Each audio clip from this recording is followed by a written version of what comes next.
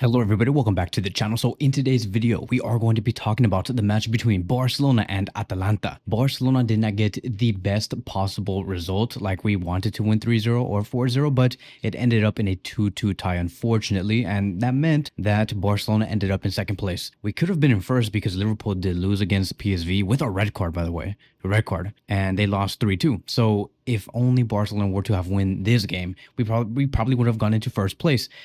Did it matter whether we ended up in first or second place? No, it was the same thing, the same result. Overall, though, I'm very excited with the way that Barcelona performed tonight or last night, whenever you're watching this video. As a matter of fact, I think that I'm very happy with how Barcelona have played all season so far, and especially in the Champions League, we have really been able to rise to the occasion. We started off bad, like we lost against Monaco. I think it was 2-1 with 10 men for a span of 80 minutes. And so, like, if only we were to have, like, if we were to get a red card, like in the last 10 to 15 minutes, maybe the result would have turned out much differently. We probably would have won that game, but because it was 80 minutes with 10 men, you know, what else are you going to say, right? So we lost that game, and from there we just demolished everybody that was in our way in the Champions League, and I'm very happy. I think that we're going to go into the next round of 16, by the way, with good spirits. If we look at the results here, we can see, I'm sorry if I'm smacking my lips a lot, it's because I drank a lot of water. But yeah, the possible opponents for Barcelona in the round of 16 is either PSG, Benfica, Monaco, and Brest. Okay, it's kind of funny. I kind of do want to play like all of them for some reason, because look, PSG, I hate PSG. PSG is just a team that like, if it was a person, I would punch it. You know what I'm saying? Like, if PSG was a person, I'll punch it. But, you know, that doesn't exist. It's not even possible. But, you know, they have Dembele. I don't really like Dembele because of what he has been doing with PSG, and he couldn't do it with us, right? Like, what the hell? Like, you're over here scoring 5-10 goals so far with 7 to 8 assists already, and like, where the hell was that when you were at Barcelona? We needed you. Whatever. I hate PSG, even with Luis Enrique. Luis Enrique, yeah, like, yes, okay, like, I love you, bro, for bringing in the trouble, but you were talking so much smack against us in at halftime when we were facing against you guys last season. You guys were like, oh yeah, Barcelona, Getafe, all they do is long balls, low blocks, and whatever, bro. You were losing the game. You know what I'm saying? You were losing the game until we got 10 men. Either way, though, like, I hate PSG. So I do want to face PSG so we can demolish them, because we know that Hansi Flick has the tactical ability to really dismantle that team. I would like to face Benfica again because it was fun, right? That 5-4 scoreline, I'm like, bro, Barcelona is the best, bro. Like, if Barcelona was a person, it would be like a James Bond meets freaking Arnold Schwarzenegger. You know what I'm saying? So it'll be fun. But it was, you know, if it's either Benfica, PSG, good. Monaco, good. Let's run it back because they have beaten us 2-1 last time in the first game of the Champions League. So yeah, I would like to face Monaco as well. And then Brest, I think that everybody loves Brest. Everybody loves the way that Brest looks and the way that, you know, how men view Brest. Everybody respects Brest. So, you know, I would like to see Brest in front of me, right? And facing Barcelona especially, we'll beat Brest easily. It'll be fun. Why not? So any of these 4 teams will do. I honestly don't have a preference. I would also like to shout out Raphinha. Raphinha finished this match with a total of 2 assists. These are really good numbers. Like, these numbers that Raphinha has been putting out is something that we have not seen since, like, I know it's gonna sound crazy, but since Ronaldo and Messi. And I'm not saying that Raphinha is going to be the next Messi or Raphinha is going to be the next Ronaldo. No. Raphinha has to do this a little bit more, and he was supposed to do this for the past 6 to 7 seasons to get to that level of Messi and Cristiano Ronaldo. So I think that Raphinha is really putting out big numbers, and he has two more goal contributions now in the Champions League, right? This season against Atalanta, and that is 2 more than Vinicius Jr. had in the Ballon d'Or season. Isn't that crazy? Thank God Rodri saved football. He saved life. He saved history. Because can you imagine if everybody gave the Ballon d'Or to Vinicius Jr. last time? Hell no. Raphinha is easily beating Vinicius Jr.'s numbers. And we just got out of the group stages. We're going to go into the round of 16, quarterfinals, semifinals, hypothetically, and the finals. Who knows how much more Raphinha is gonna do within those next 6 to 7 games. Man, Raphinha is just one hell of a player. He really is, and I think that it is. We need to start having that conversation, guys. We need to start having that conversation. Raphinha is a player that should be one of the contenders for the Ballon d'Oro that's coming up for sure. At the very least, at the very minimum, he is one of the contenders. And let me tell you, if Raphinha continues to do this at this level, putting out very consistent numbers all the way until the end of the Champions League, and he does this in La Liga as well, bro, I honestly think that he has the capability to win the Ballon d'Oro and be in the top two. Raphinha this season, 34 goal contributions in 32 matches. In the Champions League, 12 goal contributions in 8 games. That's amazing, dude. That is amazing numbers. The player that has the most big chances created, it is Raphinha with a total of 20. Saka's in 19, and then Palmer has 18. That's insane. Once again. So looking at when he did score these goals and when he did provide the assist, he started off with scoring an assist and providing scoring a goal and providing an assist against Young Boys in the 5-0 win. We went on to the next match against Bayern Munich, where we won 4-1, and Raphinha got a hat-trick, scoring 3 goals. Barcelona versus, I forgot who the hell that team is called, bro. Like, it was on November 6th, but yeah, Barcelona won 5-2, 1 goal, 1 assist. Next game, Barcelona won against Brest 3-0. Raphinha did not do anything, and then we went on to the match against Dortmund, where we won 3-2. Barcelona got 3 really good goals, by the way. It was really fun, and Raphinha got 1 goal. We went on to the match against Benfica, where we did win 5-4. He scored 2 goals, and then right now against Atalanta, he provided 2 assists. Big game player. There is no other better Brazilian player that you can name to me right now that is better than Raphinha. It doesn't exist. I am sorry. Do not tell me it's Rodrigo, Vinicius, no, Kevin, you're wrong. Vinicius, Vini. That's what they sound like. Vini, Vinicius. Shut up. Raphinha is better. And then we're going to go to another player that I want to talk about. I'm sorry that I keep smacking my lips. I don't know why I keep doing that. It's like it's becoming a habit. But I want to speak about Araujo because Araujo did something very interesting today. Something very interesting.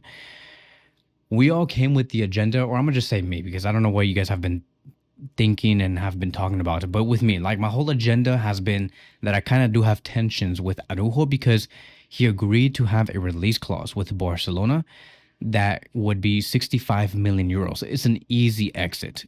And we all know why it's such an easy exit. It's because we thought that Araujo was saying, okay, I'm going to renew with you guys, do you guys a favor, but I also want the release clause to not be 1 billion euros. I want it to be at 65 million euros because I may want to leave in the summer. And we don't like those type of players. We don't like those type of players that are not fully committed like Pedri, Gavi, Lamine, Yamal, Barça, and all those other players. Players who want to be here no matter what. No matter what. But Araujo is trying to leave the doors open in the summer.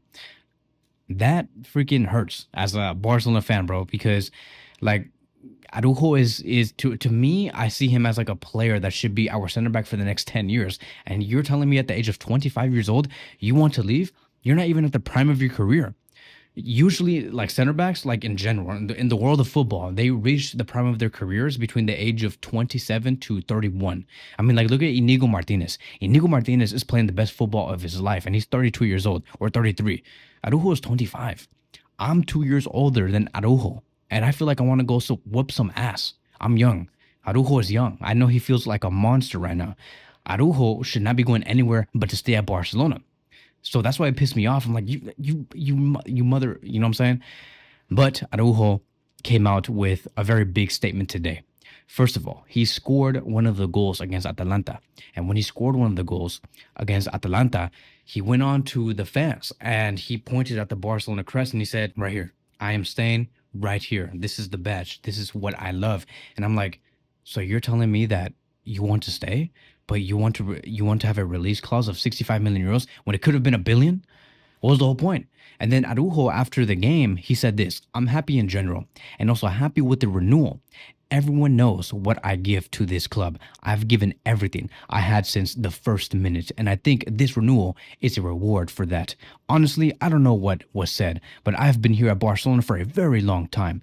Honestly, I haven't followed much of what is said, but in the end, I get some things, and not everything that is said in the media is true. The only thing I know is that I have always given everything for this club since I arrived in 2018. I have played injured, had operations, endured everything for the team, and I will continue to give everything I have. And I'm very happy here at Barcelona. I think we are doing a great job, and the club has done a great job too. And of course, I feel very appreciated. So it does seem like Araujo is committed, but the contract says otherwise. We'll see. We'll see what happens in the summer of 2025, because all of these things that do get said after a match where you do, like, either qualify for the next round or you get a good result, you're in high spirits, you're very positive, you're very emotional, you start saying these things. But then when the emotions die down and you're out of the heat of the moment, then you start saying, oh, okay, look, well, this is going to be my actual decision now that, I fully thought about this. But this was fresh off a game where they just tied 2-2 and they're going to the next round. So I want to wait. Let's just see what happens in the summer of 2025. What else can I talk about? I would say that Pedri was amazing. I think that he had a very hard match, because one of the ways that Atalanta tried to stop Barcelona's attack is by minimizing Pedri facing the ball. And that was hard because Pedri is the engine of our attack. And, they tried to block Pedri multiple times. Every time he had the ball, he tried to turn to the opposition. The midfielders of Atalanta just said no. They're like, no, stop, kid, stop. And I'm like, so they stopped him, and that really did hurt Barcelona. Like, overall, Atalanta minimized everything that Barcelona does well, right? Everything in terms of Valde trying to move forward with the ball, Lamine Yamal tried to cut in, Jules Koundé making those overlapping runs when we saw Gavi tried to carry the ball forward. Atalanta were doing a very good job defensively, always trying to stop that before something big happens. And so that was basically the game. Like, to be very honest, like, if you ask me, like, do you think Barcelona played bad because, it was 2-2, and especially at our stadium, I don't think they played bad. It was a very weird game. It was just Barcelona making these slight defensive mistakes, and Atalanta defending us very well. That's what led towards the 2-2. There's really nothing more to say, because Atalanta is a very respectful team, and they play very well. They play their football very well. There's a reason why Atalanta is one of the best teams in the Champions League right now, and they did very well in the previous Champions League.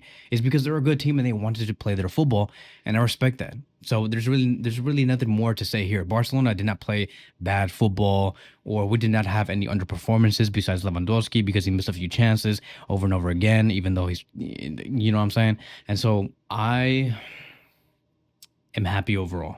For some reason, I don't know why, but I do think that Barcelona have the capacity to go all the way to the final of the Champions League and hypothetically meet Liverpool in the final, if Liverpool also do their job. Right now, the top scorers in the Champions League is Lewandowski, who's in first place at 9 goals. Surprisingly, he could have had like 12 or 13 by this point. We have Charles de Ketelaere, I don't know who that is, from Atalanta, somebody that we just faced.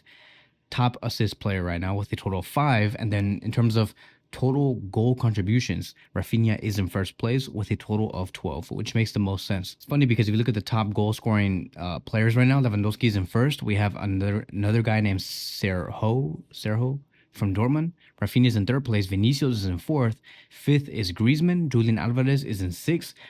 Bro, where's Mbappe? Where is the turtle? Mbappe is not here, and everybody wants to they want to freaking sugarcoat everything and try to make everything look good for Madrid and say The Fantastic Four. Mbappe, Vinicius, Rodrigo, Bellingham. Mbappe, Vinicius, Bellingham, Rodrigo, Bellingham, Vinicius, Mbappe. These Madrid fans. Mbappe. Bro, where's he at? He's not even. Where is he in this list? I do not see Mbappe anywhere in the top 10 goal scorers in the Champions League. And you want to say that this player is a Champions League legend and that he's going to make you guys even better? It's embarrassing. What do you mean Fantastic Four? Mbappe's not here. 7th place, Haaland. 8th place, Verts. Jonathan David, 9th. 10th place, Jokeres. Mbappe, Vinicius, Bellingham, Rodrigo. Fantastic Four. Wow. Best Madrid team ever. I don't see Mbappe anywhere, dude. Freaking, if we look at the table of the Champions League, bro, where is Madrid? I don't see Madrid at all, anywhere near the top 8. Top 8 is Aston Villa, Lille, Leverkusen, Atletico Madrid, Inter Milan, Arsenal, Barcelona, Liverpool. 9th place, Atalanta. Oh, damn. They could have made it to 8th place, but Barcelona ruined it. Where is Madrid? I can't even find them in the table. This is what I hate about this new format. Is that you have to look at at a long list. Oh, Madrid's here, 11th place, right below Borussia Dortmund.